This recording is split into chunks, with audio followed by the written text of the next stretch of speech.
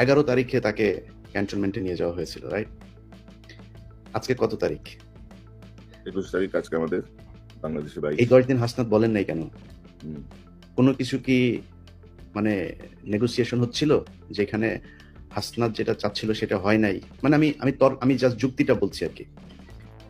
আমি হাসনাতের এটা নিয়ে এই করছেন, এরপরে হাসনাতের সাথে আমার গতকালকেও কথা হয়েছে। আমি হাসনাতকে মানে দোষ দিচ্ছি না, বলছি মানে বলা হয় নাই কেন? এই কথাটা কেন বললাম জানেন? হাসনাতকে জিজ্ঞেস করছিল ইলিয়াস এটা প্রশ্নটা? হ্যাঁ, না আমি এই কথাটা জিজ্ঞেস করি নাই। এই বিষয় নিয়ে কোনো আলোচনাই হয়নি আমার সাথে। অন্য বিষয় নিয়ে আমি ওই যে আসিফের ব্যাপারে যে ইয়ে করেছিলাম সেটা নিয়ে করেছি। আমি এটা জিজ্ঞেস করছিলাম হাসনাতকে, হ্যাঁ, কারণ হাসনাত নানা সময় আমার সাথে নানা কথাবার্তা বলে, ওর মান অভিমান রাগ এই সমস্ত বিষয় ইয়ে করে আর কি, হ্যাঁ। তো এই সমস্ত আমি জিজ্ঞেস করছিলাম যে হাসনাত তুমি এই জিনিসটা তো আমাকেও বলতে পারতা ওই দিন, তো আমাকেও বললা না কেন?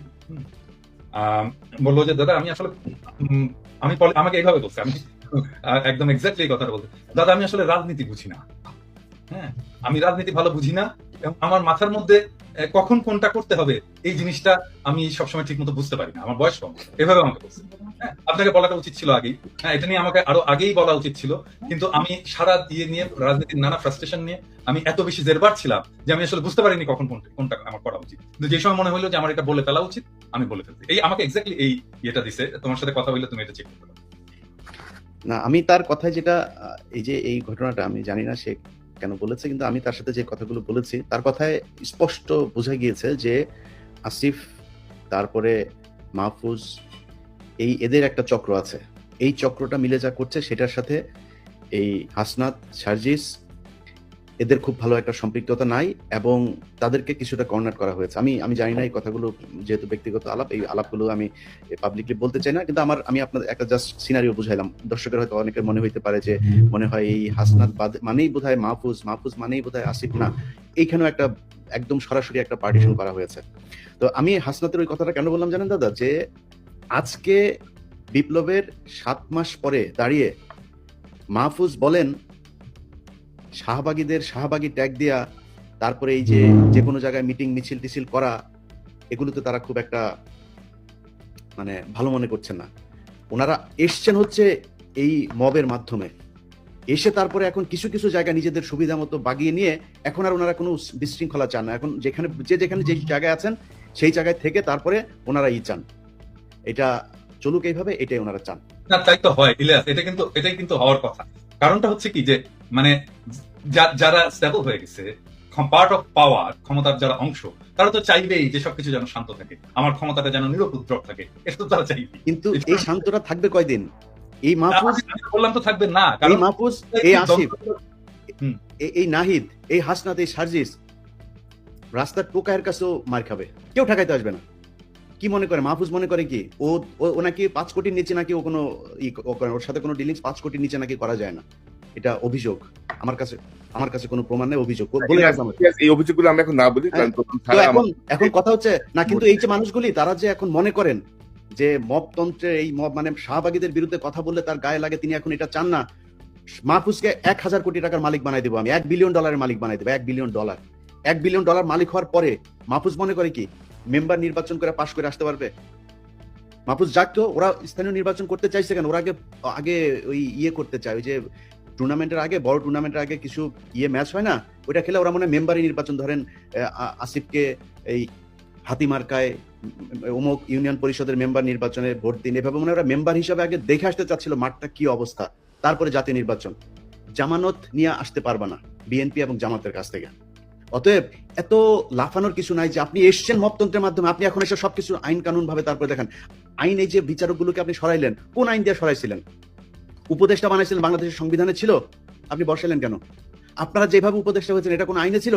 এখন বিডিআর এর মামলার সময় আপনি আইন দেখান, এখন উদ্দিচির মামলার সময় আপনি আইন দেখান, 21 আগস্টের মামলার সময় আপনি আইন দেখান।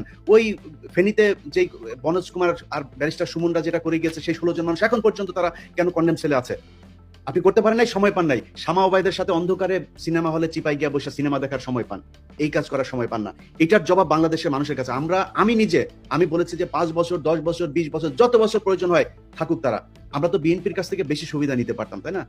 আমরা সেটা করিনি, আমরা বলেছি এরা থাকুক, বরং বিএনপি অনেক ক্ষেত্রে এই বাংলাদেশের সবচেয়ে এই যে তিনজন লোক এখন বসে কথা বলছে এখানে, এই তিনটা লোক এখন বিএনপির সবচেয়ে বড় শত্রু।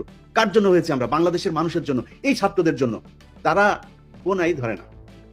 মনে হয়েছে যে এইভাবে এসে তারপরে কয়েক বিলিয়ন টাকা কামায় তারপরে মনে হয় তারা বাংলাদেশে আবার ক্ষমতায় আসবে। এত সহজ? আপনার মতো এরকম কয়েক বিলিয়ন ডলারের মালিক বাংলাদেশে বিএনপির অনেক নেতা আছে, নাম ধরে বলতে পারি, তারা আওয়ামী লীগের সময় কামাইতো। আপনি কি মনে করেন নাকি আজকে এই বিতর্কে আর গেলাম না, তারা কামাইতে পারতো, কিন্তু তারা কিন্তু টাকা দিয়ে আপনি বাংলাদেশে রাজনীতি করতে পারবেন। আপনার সাথে বহু টাকাওয়ালা লোক বসে আছে বাংলাদেশে। আমি একটা জিনিস, সরি ইলিয়াস, আমি ইন্টারাপ্ট করার জন্য, যে জিনিসটা আমি আমার সকালবেলা দেখে খুবই মেজাজ খারাপ হয়েছে। নাসিরউদ্দিন পাটোয়ারি জাতীয় নাগরিক পার্টির একজন খুবই গুরুত্বপূর্ণ নেতা, সে আজকে একটা স্ট্যাটাস দিচ্ছে, মানে আমার দেখছেন, কেউ দেখছেন এটা স্ট্যাটাস? ইলিয়াস দেখছো? আমি খেয়াল করিনি। সেই স্ট্যাটাসে সে বলতেছে জিয়াউর রহমান লুটেরা। মানে কি ধৃষ্টতা! মানে এই ছেলের তো রাজনীতি করার কোনো অধিকারই নাই, রাইটই নাই, কোনো রাজনীতি করার বিন্দু মাত্র তার পলিটিক্যাল ট্রেনিং নাই। মানে সে জিয়াউর রহমান ক্যারেক্টারকেও বোঝেনি, জিয়াউর রহমানের রাজনীতিকেও বোঝেনি, জিয়াউর রহমানের কন্ট্রিবিউশনকেও বোঝেনি, এবং জিয়াউর রহমান বাংলাদেশের জন্য কি সেটাও বোঝেনি। সে বলে দিল লুটেরা। এত বড় ধৃষ্টতা! আশ্চর্য ব্যাপার। মানে একটা রাজনীতিতে, মানে আমি বলবো যে এই সময়টা, এই যে ওয়াকারের এই ইস্যুটা নিয়ে একটা কিন্তু মোরালেস জাতীয় ঐক্যের একটা অবস্থা সৃষ্টি হয়েছে। কারণ তারপরে বিএনপির মিডিয়া সেলের পোস্টগুলো দেখেন, পোস্টগুলো আমরা যদি দেখি তাহলে দেখবো সে সালাউদ্দিন সাহেবের 5ই ফেব্রুয়ারির একটা মন্তব্য দিচ্ছে যে আমরা আওয়ামী লীগের বিচার চাই, আওয়ামী লীগের বিচারের মাধ্যমে, হ্যাঁ।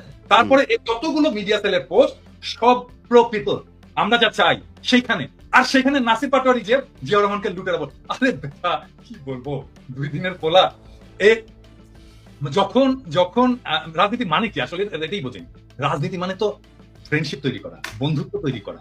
তুমি বন্ধু বানাবা, তুমি যতজনকে পারবা বন্ধু বানাবা, তোমার স্পেয়ার অফ ইনফ্লুয়েন্স বানাবা। এখন আমরা বলবো যে বিএনপি, আমরা যেটা চাই সে জায়গায় বিএনপি আসছে, স্বাগতম, আসেন আমরা একসাথে কাজ করি। এই আওয়ামী লীগকে আপনারাও চান না, আমরাও চান না, আপনি চান বিচার, আমাদের হয়তো সামান্য কিছু আছে, তফাৎ আছে, কিন্তু আসেন আমরা বসে আমরা একসাথে কাজ করি। এবং এই সময়টা আসলে আমাদের তৈরি করা উচিত যে আমরা যতগুলো রাজনৈতিক দল আছে, আমাদের যত মত আছে, অ্যান্টি ফ্যাসিস্ট মত আছে, তাদের একসাথে বসার একটা বাস্তব শর্ত তৈরি হয়েছে। আসেন আমরা একসাথে বসি, ডায়ালগ করি, আওয়ামী লীগ প্রশ্নে আমরা একসাথে একটা সিদ্ধান্ত নিই। এবং আমার মনে হয় আমরা বাকি সবাই ইনক্লুডিং বিএনপি আওয়ামী লীগ নিয়ে এখন একটা সিদ্ধান্ত নেওয়ার মতো অবস্থায় আমরা চলে আসি।